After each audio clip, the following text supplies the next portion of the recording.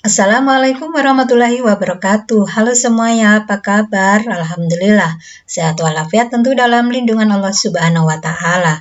Dan apa kabarnya pula bagi kalian yang telah menyelesaikan studi atau sudah melaksanakan kegiatan ujian sekolah dan juga uji kompetensi untuk tingkat SLTA, SMA, dan SMK. Tentu kalian saat ini tengah menunggu kelulusan dan juga mempersiapkan diri untuk melanjutkan pendidikan kalian ke jenjang yang lebih tinggi, ke perguruan tinggi, atau tengah mempersiapkan diri untuk terjun ke dunia kerja.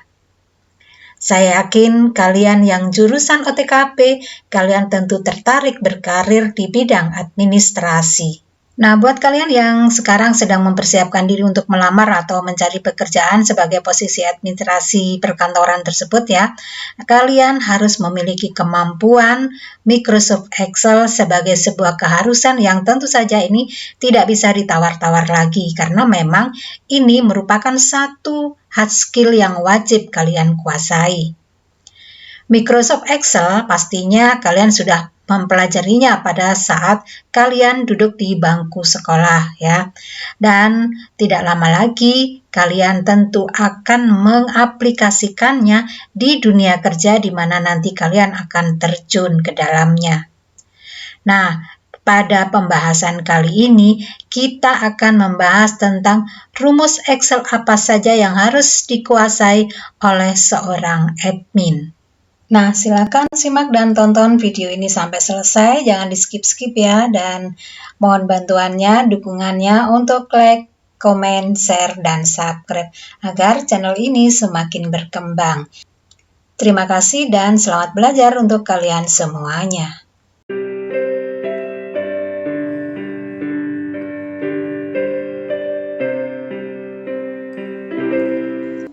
Judul tabel sudah selesai saya kerjakan, kemudian ini akan saya beri bordir, kita beri garis semacam ini, dan kemudian pada bagian di bawahnya kita akan membuat agar kita bisa mengerjakan ini sebanyak yang kita inginkan, maka kita tidak usah membordir keseluruhan, tetapi kita akan menyeting secara otomatis, sehingga ketika suatu saat kita akan membuat baris per baris sesuai dengan yang dibutuhkan, maka secara otomatis tabel tersebut akan dibuat. Caranya adalah kita blok terlebih dahulu di bawah judul kolom yang ada di sini, kemudian tekan pada keyboard Ctrl, Shift, dan tanda panah ke bawah. Nah, ini artinya bahwa ini sudah diblok sampai pada batas akhir di lembar kerja Excel ini. Kemudian kita tarik ke atas ya, seperti ini, ruler. Kita tarik ke atas, kemudian masuk ke conditional formatting yang di sini, tekan, kemudian ada new ruler, kita klik, dan muncul tampilan semacam ini. Nah, pada select a ruler type yang ada di sini, kita ambil yang paling bawah, use a formula to determine, klik, kemudian muncul tampilan seperti ini. Pada bagian yang ada di sini, kita letakkan kursor kita, kemudian kita arahkan ke yang akan kita tandai di sini. Di bawah nama barang kita klik, kemudian di sini akan kita tambahkan tanda kurang lebih pada keyboard ya. Nah, seperti ini, kemudian beri tanda petik 2 kali seperti ini. Kemudian pada rumus yang ada di sini antara A dan 2 ini tanda absolutnya kita hapus. Nah, kemudian selesai, masuk ke format yang ada di sini, kita klik. Kemudian kita pilih garisnya yang biasa saja yang ada di sini, yang normal. Kemudian kita pilih outline semacam ini, kemudian OK. Selesai, kita klik OK. Nah, sekarang kita akan lihat hasilnya. Kita letakkan kursor di sini, kita akan coba tuliskan sesuatu, misalnya komputer.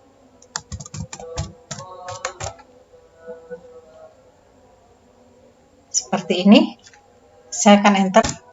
Nah, secara otomatis garis sudah terbentuk dengan sendirinya. Begitu juga selanjutnya, kemanapun kita mengetik pada bagian yang ada di sini, maka secara otomatis garis akan terbentuk. Saya berikan lagi contoh, misalnya laptop. Seperti ini, kita enter. Nah, garis sudah terbentuk. Sekarang kita akan lanjut ke rumus yang berikutnya. Nah, di sini kita akan mulai pada rumus sum, yaitu menjumlahkan suatu nilai. Perhatikan pada tabel yang ada di sini sudah saya siapkan, ada nama barang, bulan Januari, Februari, Maret, dan kolom jumlah. Pada nama barang, saya tuliskan di sini ada komputer dan laptop. Kemudian, kolom berikutnya ada bulan Januari, Februari, Maret dengan data penjumlahan, maksudnya penjualan misalnya seperti ini. Dan kita akan masuk ke kolom jumlah yang ada di sini. Kita menggunakan rumus sum. Ada beberapa cara yang bisa kita gunakan untuk membuat rumus penjumlahan ini. Bisa kita manual dengan mengetik sama dengan, kemudian kita ketikkan sum, kemudian muncul semacam ini, kita klik, kemudian kita arahkan kursor kita ke sini, kemudian enter. Atau kita juga bisa menggunakan di sini, ini saya hapus dulu. Kita langsung masuk di bagian fitur yang ada di atas ini, kita klik ini, kemudian otomatis sudah kita bisa enter semacam ini. Kemudian selanjutnya, ini sudah saya siapkan ada rumus ALT+. Kita letakkan kursor kita di sini, kemudian kita tekan tombol ALT pada keyboard, kemudian tekan juga tanda plus. Nah, otomatis sudah muncul semacam ini, kemudian enter. Nah, ini adalah rumus sum atau menjumlahkan suatu nilai.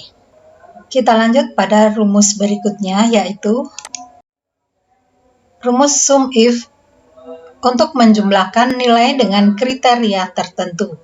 Bisa kita lihat pada tabel dengan warna kuning yang ada di sini, penjualan di wilayah Palembang. Artinya bahwa kita akan mencari jumlah penjualan dari wilayah Palembang yang ada di sini. Di sini ada beberapa keterangan wilayah, ada Palembang, Surabaya, Medan, Bandung, dan juga Palembang. Nah, untuk menjumlah dengan kriteria tertentu, artinya kita akan melihat jumlah penjualan pada daerah Palembang. Karena di sini ada dua, maka kita akan menjumlah yang khusus pada wilayah Palembang saja. Rumusnya adalah menggunakan sum if. Kita ketik sama dengan, kemudian tuliskan sum if. Nah, seperti ini kita tinggal pilih, cari yang ada di sini, ini kita klik. Kemudian perhatikan di sini ada sum if dalam kurung ring. Ring ini di sini kita wilayah, ringnya adalah wilayah. Kita blok saja mulai dari wilayah yang ada di sini, kemudian sampai pada batas tabel tersebut. Kemudian kita beri tanda titik koma. Kemudian wilayahnya adalah wilayah Palembang. Kita akan tuliskan Palembang dengan ditandai terlebih dahulu dengan tanda kutip. Kemudian tuliskan Palembang. Tutup lagi dengan tanda kutip. Kemudian ringnya lagi kita ikuti dengan tanda titik koma, kemudian penjualan yang ada di sini kita blok, kemudian tutup kurung, kurung tutup, enter. Nah, sudah langsung otomatis di sini jumlah untuk di wilayah Palembang kita lihat di sini kita hitung secara manual. Palembang di sini 75, kemudian Palembang yang di sini juga 75, sehingga kalau kita jumlahkan jumlahnya adalah 150. Nah, demikian bisa dipahami? Baik. Kita lanjut pada rumus berikutnya lagi. Rumus sum if. Ada S-nya ya. Kalau tadi sum if, sedangkan yang ini ada S-nya, ditambah S. Yaitu menjumlahkan nilai beberapa kriteria. Beberapa ya. Artinya lebih dari satu. Kalau tadi sum if itu adalah menjumlahkan nilai dengan nilai kriteria tertentu, menjumlahkan nilai dengan kriteria tertentu maksudnya, sedangkan yang di sini menjumlahkan nilai beberapa kriteria, artinya lebih dari satu kriteria. Saya contohkan di sini untuk penjualan komputer di wilayah Palembang, berarti kriterianya adalah komputer wilayah Palembang. Ya, rumusnya adalah kita menggunakan sum if, kemudian ada S-nya. Kita letakkan kursor kita di sini, kemudian sama dengan, kemudian kita ketikkan sum. Nah, kita tinggal pilih di sini ada sum if, ada S-nya, kita klik. Kemudian muncul tampilan seperti ini. Sumringnya adalah penjumlahan, ya, penjualan maksudnya. Kita klik yang ada di sini, kita blok, kemudian kita ikuti dengan tanda baca titik koma, kemudian penjumlahan, penjualan maksudnya, produk yang ada di sini, kita blok, kemudian kita ikuti dengan tanda baca titik koma, kemudian di sini adalah data komputer, kita tuliskan, ikuti dengan tanda kutip, kemudian kita ketikkan komputer. Ikuti dengan tanda kutip lagi, tutup, kemudian ikuti tanda baca titik koma, kemudian wilayah berikutnya kriterianya adalah wilayah. Kita blok di sini tabelnya, kolom wilayah. Kemudian kita ikuti tanda baca titik koma, kemudian kita ikuti lagi dengan kata Palembang. Tanda kutip, dahului dengan tanda kutip, kemudian kita tuliskan Palembang, tanda kutip lagi, macam ini, kemudian tanda kurung tutup, enter. Nah, sudah muncul secara otomatis penjualan komputer di wilayah Palembang. Kita lihat di sini komputer Palembang ada 75. Ya, kalau misalnya saya coba di sini akan ganti, karena di sini adalah laptop, saya akan coba ganti ini komputer ya, supaya kelihatan bahwa ini betul-betul otomatis ya. Nah, ini akan berubah 150. Tadinya kan 75. Nah, bisa dipahami ya. Baik, kita lanjut ke rumus yang berikutnya. Average di sini berfungsi untuk mencari nilai rata-rata ya. Nah, di sini pada kolom atau pada tabel yang ada di sini, untuk kolom pertama ada produk, kemudian kolom berikutnya ini ada Januari, Februari, Maret. Artinya bahwa produk ini sejak bulan Januari sampai bulan Maret. Kemudian di rata-rata, di sini ada kolom rata-rata. Berapakah rata-rata selama 3 bulan mulai Januari, Februari sampai Maret? Nah, rumusnya adalah kita letakkan kursor ada di sini, kemudian kita buat sama dengan, kemudian average. Nah, seperti ini, tinggal kita pilih yang ada di sini, kita klik. Kemudian kita blok yang akan kita rata-rata dan enter. Maka hasilnya adalah muncul semacam ini. Atau kita juga bisa menggunakan fitur yang ada di atas, yang ada di sini. Kita akan coba hapus dulu ini. Kemudian kita masuk ke fitur yang ada di sini, ada auto zoom, tapi kita klik tanda panah yang ada di bawah. Kemudian di sini ada kata average, kita klik. Kemudian muncul seperti ini dan kemudian enter. Nah, hasilnya sama seperti tadi. Kemudian bagaimana dengan yang di bawahnya, baris yang ada di bawahnya? Kita tinggal tarik saja garis ke bawah. Kita letakkan kursor di sebelah pojok kanan bawah pada bagian tadi yang rumus sudah kita tetapkan. Kita tarik saja, maka sudah muncul secara otomatis. Ya, bisa kita tarik atau bisa kita klik saja 2 kali. Nah, seperti ini. Kemudian seperti ini, apabila muncul tanda koma yang banyak semacam ini, seandainya kita tidak menginginkan adanya beberapa koma di belakang, angka di belakang koma, misalnya, kita tinggal, misalnya, kita klik kanan pada mouse yang kita pegang, kita masuk ke format cell yang ada di sini, kemudian kita masuk di sini number, kemudian number, di sini 0, decimal place 0, oke. Maka otomatis di sini sudah akan hilang angka di belakang koma. Bisa dipahami ya? Baik, sekarang kita lanjut lagi ke berikutnya. Average if di sini berfungsi untuk mencari nilai rata-rata dengan kriteria tertentu. Nah, saya contohkan di sini rata-rata untuk penjualan di wilayah Palembang. Di sini ada wilayah, kemudian ada penjualan. Nah, sekarang kita buat rumusnya sama dengan average ya. Kita tinggal seperti ini, kemudian kita cari average if yang ada di sini, kita klik. Nah, muncul semacam ini. Kemudian di sini ada ring. Apa yang akan kita ring adalah wilayah, yaitu kolom wilayah ini kita blok. Nah, semacam ini. Kemudian ikuti tanda baca titik koma semacam ini tadi ya. Kemudian kita ikuti dengan kata Palembang yang kita maksud. Kita ikuti dulu terlebih dahulu dengan tanda kutip, kemudian tuliskan Palembang. Semacam ini, tanda kutip, titik koma lagi, kemudian di sini average ring-nya yang mana adalah penjualan yang ada di sini. Kita blok. Nah, kemudian kurung tutup. Enter. Maka jadi rata-ratanya adalah 87,5, yaitu rata-rata penjualan di wilayah Palembang.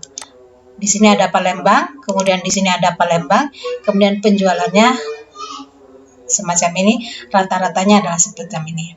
Kalau kita tidak ingin ada angka di belakang koma misalnya, kita bisa klik kanan, kemudian format cell, kemudian number, kita 0, kemudian OK.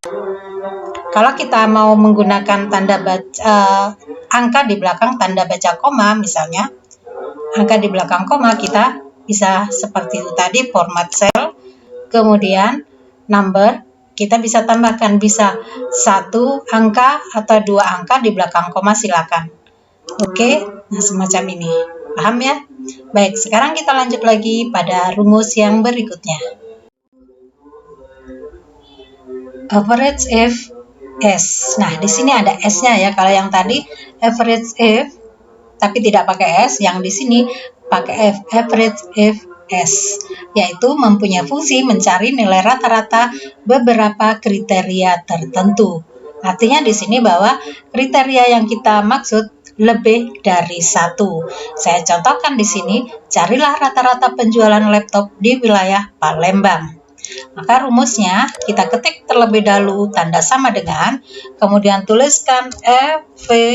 Nah, kemudian akan muncul pilihan, kita tinggal klik di sini average if yang ada S-nya, kita klik 2 kali, kemudian ring, average ring-nya apa? Average ring-nya adalah penjualan, maka kolom penjualan kita blok, kemudian ikuti tanda baca titik koma. Kemudian kriteria ring-nya apa? Kriteria yang pertama misalnya kita produk. Kita klik di sini, kita blok ya semacam ini. Kemudian ikuti dengan tanda baca titik koma, kemudian ikuti tanda kutip dan tuliskan kata apa yang ada di sini, produk apa, yaitu laptop. Kita tuliskan laptop. Ikuti tanda baca kutip ya, tanda baca kutip lagi semacam tadi. Kemudian ikuti tanda baca titik koma, kemudian ring wilayah. Di sini wilayah ya. Kita blok ring wilayahnya yang ada di sini.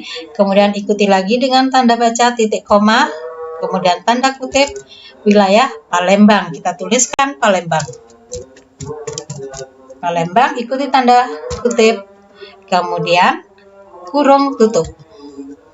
Enter. Nah, sudah selesai di sini. Saya coba buat. Nah, ini 75. Rata-rata penjualan laptop wilayah Palembang. Di sini Palembang ada 75. Ada lagi Palembang di sini. Laptop Palembang, maksudnya di sini komputer, di sini laptop. Nah, ini saya akan coba ganti ya. Laptop ini adalah 80 misalnya. Nah, dia akan muncul sesuai dengan data yang ada di sini. Sampai di sini bisa dipahami untuk rumus average if S. Nah, 6 rumus Excel yang wajib dikuasai oleh tenaga kerja administrasi perkantoran diantaranya yaitu sum, sum if S, average if, dan average if S sudah kita bahas. Bagaimana dengan rumus-rumus yang lain? Tentu saja masih banyak yang harus dikuasai oleh tenaga kerja administrasi perkantoran.